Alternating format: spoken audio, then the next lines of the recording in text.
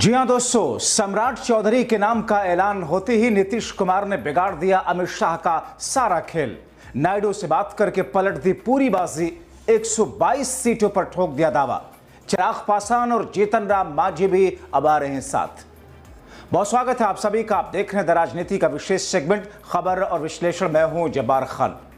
दोस्तों, आखिर ऐसा क्या हुआ कि सम्राट चौधरी के बिहार के मुख्यमंत्री पद के दावेदार के तौर पर नाम का ऐलान होने के 36 घंटों के भीतर भीतर नीतीश कुमार ने ऐसी पलटी मारी जिसका खामियाजा मोदी और शाह को भुगतना पड़ सकता है। ऐसा क्यों कहा जा रहा है कि नीतीश कुमार ने जो रणनीति चली है उससे एक झटके में अमित शाह का सारा खेल बिगड़ गया है।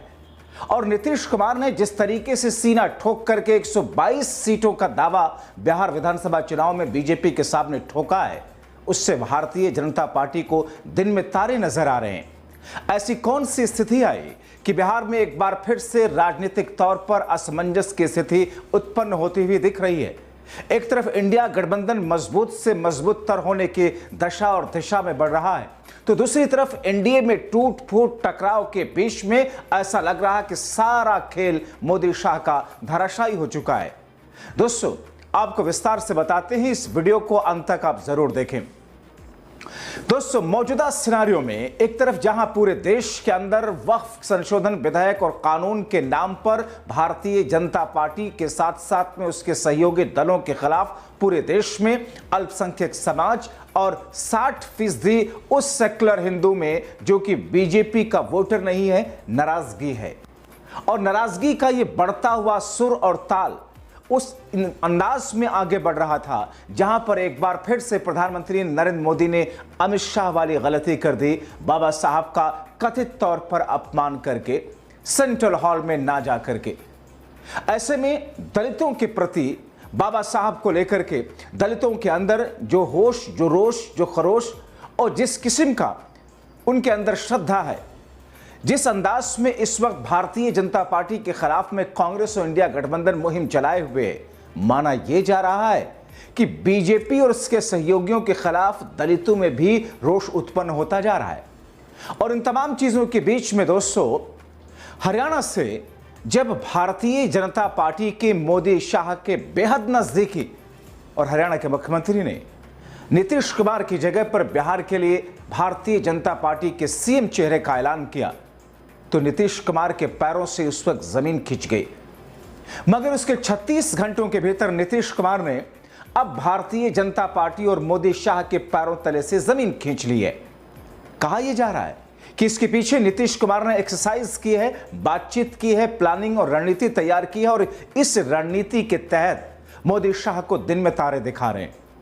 वो भारतीय जनता पार्टी जो बिहार की 243 सीटों में से आधे से ज्यादा सीटों पर चुनाव लड़ने का सपना सजे हुई थी, मगर स्थिति ऐसी उत्पन्न हो गई कि खबरें ऐसी आ रही है, नीतीश कुमार को नजदीक से जानने, कवर करने और जेडीयू की राजनीति पर निगाह रखने वाले बिहार के बुद्धिजीवी और वरिष्ठ पत्रकारों का कहना है कि नीतीश कुमार ने यह फैसला ले लिया है कि 122 सीटों पर या 121 सीटों पर उनकी पार्टी चुनाव लड़ेगी।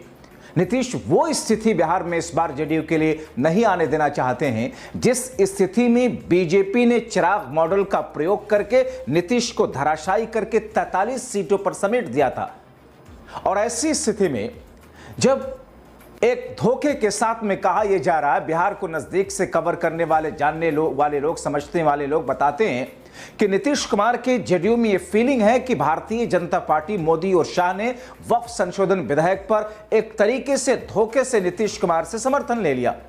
और नीतीश कुमार ने समर्थन तो दिया, मगर उसके बाद एक के बाद एक प्रहार नीतीश के ऊपर किया जा रहा था। ऐसे में नीतीश कुमार ने डंके के चोट पर सीना ठोक करके यह ऐलान करने के लिए आगे बढ़ चुके हैं कि उनकी पार्टी 122 सीटों पर चुनाव लड़ेगी बिहार विधानसभा में। 122 सीटें अगर नीतीश कुमार की पार्टी चुनाव लड़ेगी, इस पर भारतीय जनता पार्टी कहां जाएगी? क्योंकि जीतन राम मांझी, हमने आपको कल ही दिखाया था राजनीति पर, आपने देखा है शो के किस तरीके से जीतन राम मांझी ने दावा ठोक के दिया 30 से 40 सीटों का। चिराग पासवान भी 40 से 50 सीटों का दावा लेकर के बैठे हुए। तो अगर ऐसे में 30 सीटें जीतन राम मांझी, 40 से 50 सीटें चिराग पासवान, ये लड़ लेते हैं 122 सीटें। अगर नीतीश कुमार की पार्टी लड़ती है तो फिर बीजेपी के लिए बचेगा क्या? वो बीजेपी जो ये मान करके चल रही है कि बिहार विधानसभा में उसकी party single largest party BJP बनने जा रही है और नीतीश कुमार की जगह उनकी पार्टी बीजेपी का मुख्यमंत्री होगा। ऐसे में बीजेपी के पैरों तले से जमीन खींचना बहुत ही स्वाभाविक है।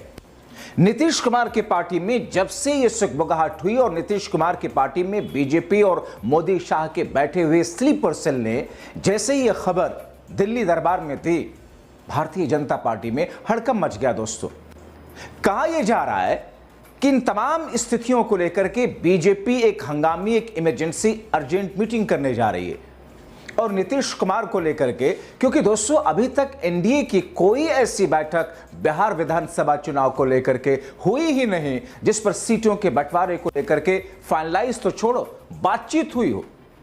यह मान करके भारतीय जनता पार्टी चल रही है कि सबसे बड़ी पार्टी चुनाव लड़ने के नजरिए से और चुनाव जीतने के नजरिए से इस बार फिर से बीजेपी बनने जा रही है। 2020 में हालांकि आरजेडी थी, लेकिन second single largest party Bharatiya Janata party थी। उसको मोदी और शाह उन 74 सीटों को, 75 सीटों को खींच करके ऊपर ले जाने की कवायद में है। मगर जैसे ही सम्राट चौधरी का नाम का ऐलान करके कहा यह जा रहा दोस्तों कि भारतीय जनता पार्टी की पूरी एक रणनीति के हिस्से के तौर पर थी कि नीतीश कुमार को सक्रिय राजनीति और बिहार के राजनीति से आउट करके उनको रिटायरमेंट लेने के लिए मजबूर कर दिया जाए, क्योंकि पहले अमित शाह और मोदी की रणनीति पर काम करते हुए कहा यह गया कि अश्विनी चौबे ने एक बयान जारी, एक बात कही, एक डिमांड रखी कि नीतीश कुमार को अब केंद्र के अंदर डिप्टी सीएम बना दिया जाए। बहुत सारे लोगों के नजर में नीतीश कुमार के लिए यह एक प्रमोशन होगा, लेकिन राजनीतिक दृष्टिकोण से देखें तो नीतीश कुमार के लिए एक प्रमोशन कतई नहीं होगा दोस्तों, क्योंकि देश के अंदर केंद्र में डिप्टी प्रधानमंत्री का, उप प्रधानमंत्री संवैधानिक पद है ही नहीं है। और डिप्टी सीएम, डिप्टी पीएम बनकर के लोग करते हैं क्या है? ये तो एक फैशन और आपस में लोगों के बीच के टकराव को कम करने के लिए पार्टियां स्ट्रेटजी बनाती हैं। आप देख लीजिए उत्तर प्रदेश में योगी आदित्यनाथ के सामने स्टूल मंत्री कहा जाता है केशव प्रसाद मौर्य और दूसरे डिप्टी सीएम को, क्या चलती है उनकी। आप देख लीजिए राजस्थान में क्या चलती है, आप देख लीजिए मध्य प्रदेश में क्या चलती है उनकी, छत्तीसगढ़ में उठा करके देख लीजिए डिप्टी सीएम की क्या चलती है, बिहार में दोनों डिप्टी सीएम बीजेपी के हैं, क्या चलती है उनकी। प्रधानमंत्री के पद के नीचे उप प्रधानमंत्री का होना अपने आप में ऐसे ही है जैसे किसी फिल्म में लीड रोल के साथ साथ में उसका एक सहयोगी दोस्त होता है कि जब वो हीरो हंसे तो वो हंसे, हीरो कुछ खाए तो वो भी कुछ खा ले, हीरो कहीं जाए घूमने फिरने तो साथ साथ में वो भी मजे ले ले। इससे भी कम केंद्र के स्तर पर डिप्टी पीएम के पद की वैल्यू होती है। हालांकि इस देश में रह चुके हैं, 2 डिप्टी पीएम रह चुके हैं 2 बार, मगर उनकी कोई वैल्यू नहीं है दोस्तों। अगर नीतीश कुमार बिहार छोड़ करके केंद्र में आकर के डिप्टी पीएम बने, नीतीश की राजनीति जीरो हो जाएगी, उनकी पार्टी टूट करके फूट करके बिखर जाएगी। और भारतीय जनता पार्टी क्या यही चाहती है? एक अश्विनी चौबे के बाद में गिरिराज सिंह का बयान, गिरिराज सिंह के बाद में उसके बाद में फिर से हरियाणा के मुख्यमंत्री मोदी शाह के खास में नायब सिंह सैनी का बयान, नीतीश की जगह सम्राट चौधरी को मुख्यमंत्री बनाए जाने का संकेत, उनके चेहरे पर चुनाव लड़ने का संकेत। तो क्या मोदी और शाह की रणनीति को एग्जीक्यूट करके एक वाटर टेस्टिंग की जा रही है कि नीतीश की इस पर स्ट्रैटेजी बनती क्या है, और इसीलिए इन बयान को दिलवाया जा रहा है।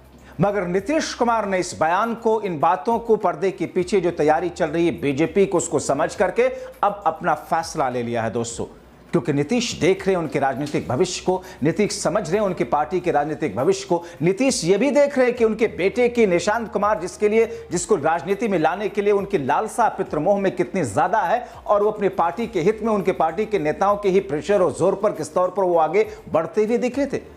आपने नहीं देखा होगा हाल फिलहाल में बीते 1 महीनों से कि निशांत कुमार का कोई जिक्र आता हो।